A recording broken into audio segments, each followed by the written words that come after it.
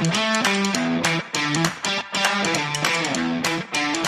a POSH trainer, external panel member, NLP certified soft skills trainer, mental wellness therapist and counselor, HR expert, founder and director, Proud HR Services.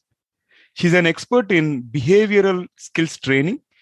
She possesses a strong knack of connecting with trainees across all levels and age groups. An MBA in HR from LBSIM, and she has more than 16 years of experience in HR strategies, counseling, leadership development, change management, soft skill training, and POSH training.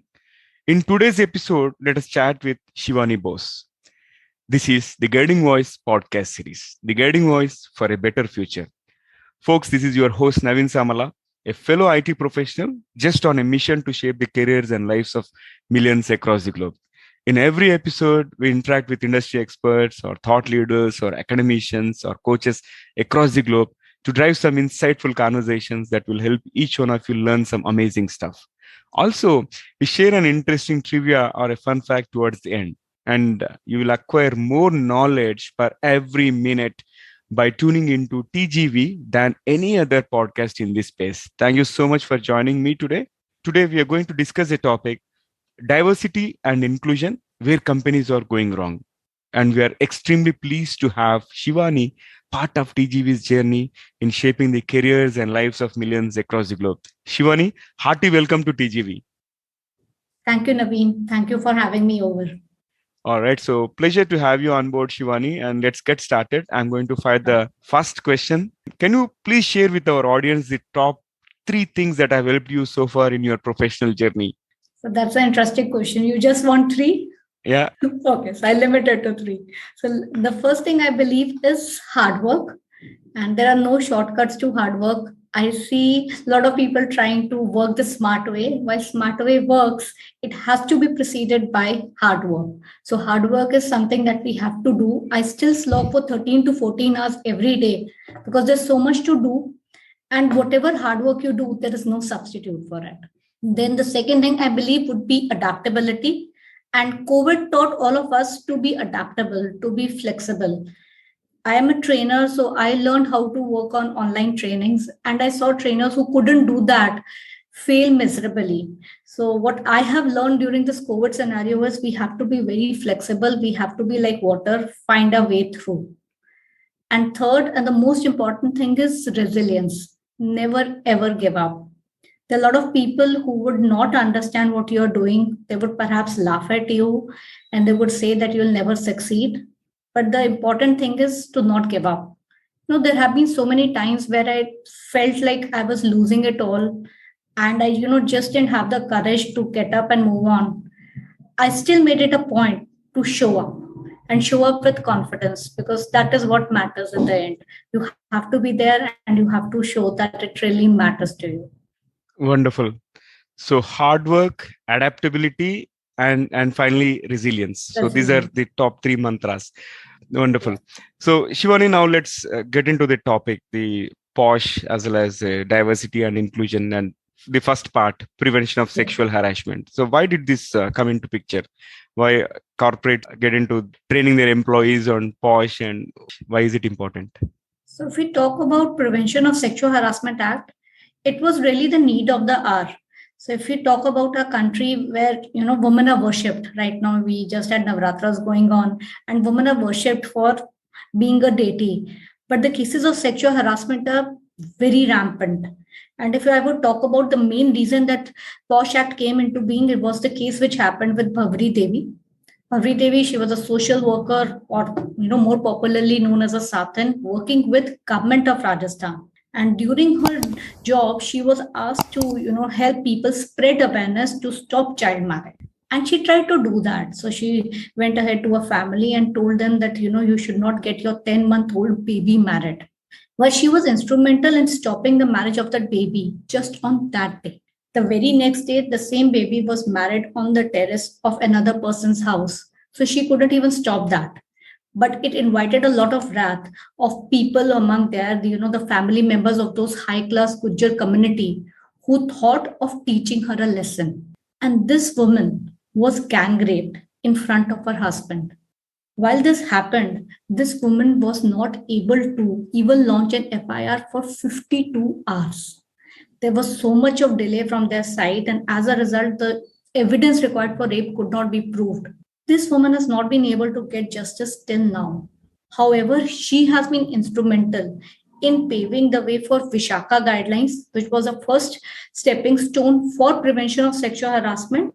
And then it led to a more stringent act, which is prevention of sexual harassment at workplace. And it got implemented in our country on 9th December 2013. That's so scary situation and all. I Yes, think it Vishaka was. guidelines have been formulated very stringently, right? Yes, so Vishaka guidelines, they got implemented in a country in 1997. And the irony of the situation is it took 50 years of a country to realize that women need to be protected against sexual harassment at workplace. And even when the guidelines came into place, they were just guidelines. And it typically, any law that is not strictly adhered to in a country, it was a chalta hai attitude. And the number of cases kept on increasing. And thereafter started this journey, this challenge where a lot of women said, we know we need very stringent laws to prevent sexual harassment. And again, it was difficult because most of the decision makers are men and they did not want so much of authority going in the hands of women. So it took another 16 years, after which the POSH Act, which we know as a Prevention of Sexual Harassment of Women at the Workplace, was implemented. Yeah. So that's how it came into being. POSH is applicable for men as well, right? Prevention of sexual harassment against men as well, right? Or it's only Unfortunately, it is not for men. The reason the act came into being is like the Bhabri Devi case, where we felt that women are at a position where they can't even consider themselves equal for men as far as the protection is concerned. So that's why the law is such that it only provides protection to women.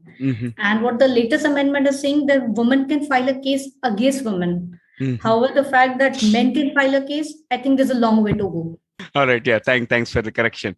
And now let's talk about this POSH implementation. You visit a lot of organizations, and based on your experience, can you share a couple of organizations? You may or may not name the organizations, but how are they implementing this POSH guidelines in a strict manner so that everybody is well trained and following them? So I think at least 6 to 7 years back, there was hardly any implementation of the law, though it was implemented in 2013. It took a lot of time for people to take it seriously. And just in the last couple of years, the government has got pretty serious about it. They have imposed fines on companies which have not been working on it. So there has been a mixed response. There are companies which are implementing it in the name itself. Like, there were cases, if I would talk about Google, sometime back, there was a strike there. And why was a strike there? Because a lot of employees came up in the open and said that cases of sexual harassment are being, hidden. They are not able to come to the forefront because that's what the management is doing. So even at that level, there is so much work to be done. You talk about Wipro, similar allegations made. You talk about TCS, it was in the newspaper recently, I think around 6 months back, where a woman has filed a case for sexual harassment and the woman is being vindicated. So she's not being given international assignments. She's not being allowed to do her work properly just because she has filed a case of sexual harassment. So that happens. Then we have companies where they would approach us that we want to get POSH implemented, and then suddenly they will disappear. And then we ask the management that why are we not doing it? So they say no, the owner is not interested, and then they get a case of sexual harassment. That's the time they wake up overnight and they would say, no, Shivani, you need to help us. So they don't have the policy in place, they don't have the committee members, and the case comes up. So they have to do it more under the pressure that what if it goes to the media, or what if the government comes to know about it, rather than really getting it implemented. I see very few companies implementing it in the right spirit of it. That's what I feel. Okay. Yeah, makes sense. And Shivani, now let's talk about this diversity and inclusion. Let's take the example of Pride Month, supporting the LGBTQ cause and all. Every organization posts a lot of content on social media, especially during the month of June. After June, nothing comes up, right? Exactly. So likewise, are organizations really following this diversity and inclusion by spirit or just by the letter? Okay, so that's a very interesting question that you have asked. Let's first try and understand what is diversity. Yeah. Now, what diversity means, a lot of companies would mean diversity means we want to hire a lot of women. Whereas diversity is much more, has a much broader scope than just having people from the different genders. It would talk about having people from different age groups. And I see so much of bias happening with people, especially who are in the higher age groups. If someone is, say, of the age of 55 and he wants to change a job, it's going to be very difficult for him because there has been a recent bias towards people who are having higher age groups. Then people from different race, people from different religions, people from different caste, people with different learning abilities. What about if someone has a learning disability? Do we want to hire them? Is what we would talk about diversity. And when we talk about something like inclusion, inclusion means I am a part of your organization, I have been hired, but do I have a voice? What do I feel when I enter the organization? Do I feel included, or do I feel, okay, I'm a minority, I better stay in silence and do whatever is asked from me? Do I get the same opportunities that probably another person with white skin gets? These are some questions we need to ask. So, diversity and inclusion, there is so much of work to be done. And like you said about this, no specific months being allocated for the pride rally happening. Then you talk about Women's Day. And I do a lot of sessions on Women's Day. I'm totally bombarded with work on Women's Day. This time I did almost 10 sessions in 1 week. But beyond that, the same companies, do they come back and say, okay, let's do some intervention for women? Are we helping them grow? Are we giving them the right opportunities to work in the organization? Questions unanswered. Yeah. Makes sense. Makes sense. And talking about this diversity and inclusion, where are companies going wrong? I know there is still a long way to go. And I'll share one incident that happened like way back 10 years ago or something. I was talking to a friend and he mentioned his wife was interviewed for a XYZ company and she has undergone all the interview process. But in the final round, someone asked like, are you pregnant? Because by looking at her tummy and all, like when she walked into office, and then she said, I'm just 6 months pregnant or something, and they declined the offer. So likewise, that could be one example from my experience. Likewise, do you have any examples where D&I things are gone wrong? Yes, so I think what you shared is rather very unfortunate that women are not given opportunities based on which stage of life they are. So, like if they're about to get married, they don't get jobs because they feel the woman would move away with her husband. Then, if they are married and they don't have children, so then they would ask, when are you planning to have kids? Again, they would not get jobs because you need to give a 6 months maternity leave. Once they have one kid, again the question comes, when are you planning your second kid? So, depending on different life stages they are in, they are not offered job opportunities, or probably even if they have a job, they're not given the right amount of promotions. Considering, okay, you're in this phase, none of this happens to men. Nobody asks, okay, you got engaged, Naveen, so I don't think you can go for this opportunity because this involves traveling. This just happens to women. Right. Now, coming back to the question that you asked about diversity and inclusion, what is going wrong is I think diversity and inclusion unfortunately has become more of a social media hype, a branding strategy, I would say. So I publish in the newspaper, I'm going to hire 50% women, I'm going to hire 1,500 women, or probably I'm even going to hire transgenders. I've seen that happening. It happens, board meetings are done, cake cuttings are done, it's published in the newspapers, on the social media all over, and it ends there. What happens after? Are these people comfortable in the organization? Do they get the same opportunities that other people do? And the most important question, after 6 months, check how many of them are still working with their organization. So, what I feel is it should not be a recruitment strategy, it should not be a media propaganda. Take some time and help the organization develop the right kind of infrastructure. A simple thing like how many washrooms are there for the woman in the organization? How much would she have to travel from one place to another just to reach the washroom? Is that area safe enough for a woman to travel? What if she's working in a night shift and there are not enough lights? Would she feel comfortable traveling or just going to the washroom? Then things like, if you're going to the canteen, is there some facility for the women? If they are not feeling well, how do they handle these issues? Simple basic infrastructure, are we providing it to anyone? It's not just women, even from people from other genders. So say if I'm hired a person who has learning disability, what is the preparation that my organization has in terms of people surrounding me? Have they been trained about what is conscious bias, what is unconscious bias? What are the kind of questions that you can ask these people? How do you behave with them? How do you behave normally with such people?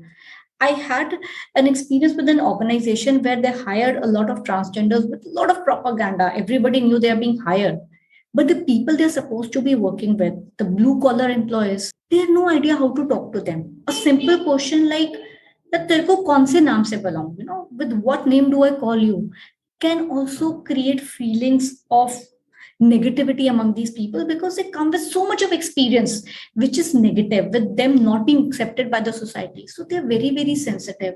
So simple things like what name do they need to be called with, what kind of questions are acceptable, how do you include them in your circle, is something they had to be trained for long before we could think of hiring them. Then what about the managers? Are they in a condition to hire people with different skill sets or say a different personality?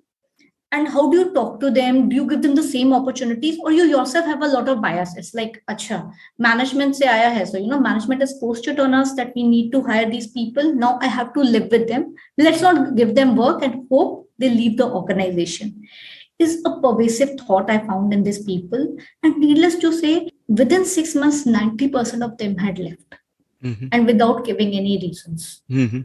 Yeah. So I think a lot of things that went wrong here is preparation for hiring these people. Shivani, now let's talk about some best practices that organization can adapt in order to drive this diversity and inclusion. Okay, so I think organizations can do a lot. First of all, they need to understand it's an intervention. It's not a one-day exercise that can be done. You would take at least 6 months to an year to get the right kind of culture created in the organization, right? From first understanding what is diversity and inclusion about.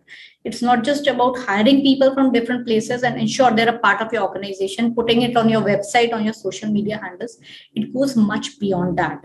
Handling your managers, your managements with the conscious and unconscious bias they have, training them accordingly. Similarly, training the blue collar workers, then having anonymous online surveys about what training is all about. How do they feel if they're working in the organization? Are their voices heard? Are there certain things that can be done? So we can start there. They start taking actions based on the feedback that we have got, get everybody thoroughly trained. And only after that, we should devise a strategy of hiring these people. Once we have hired them, how would we review their performance? And then how would we retain them in the long run? Because diversity is not just more about, helping your community or a CSR initiative. It also makes a lot of business sense. Any organization which has people from diverse backgrounds does very well if you see their return on investments or the kind of, the placements that they have over the stock market is very, very high. So this is something that needs to be taken more seriously rather than a one-day event or probably a week-long event, if I may say that. Yeah, sure. I think it makes sense. And now, Shivani, let's talk briefly about the book that you have co-authored, right? I think it goes by the title Corporate Women's Little Diary. Can you shed some light around that? What is the book all about? Yes, so this is a very interesting initiative that has happened. Women are generally labeled that women do not support women. So this was one initiative in this field where 50 women who have worked with corporates have got together and shared their experiences of what their journey in the corporate life was. What kind of bias did they face? Was it conscious? Was it unconscious? What kind of harassment did they face? And the most important thing is, how did they find that motivation, that courage to still go on and create a niche for themselves in the corporate world? So I think this book is a must read for anyone who aspires to be in the corporate world or is struggling and finds themselves lost, as in what can be the experiences and what is the way to find their journey ahead for their career success in the corporate world. Great. And now let's talk about the NLP certification, right? Yes. There's a lot of buzz around NLP on social media, especially we are seeing a lot of trainings and certifications popping up every now and then. Like, is it worth even today? And if so, what kind of people should undergo this NLP certification or training? Who would it be suitable for?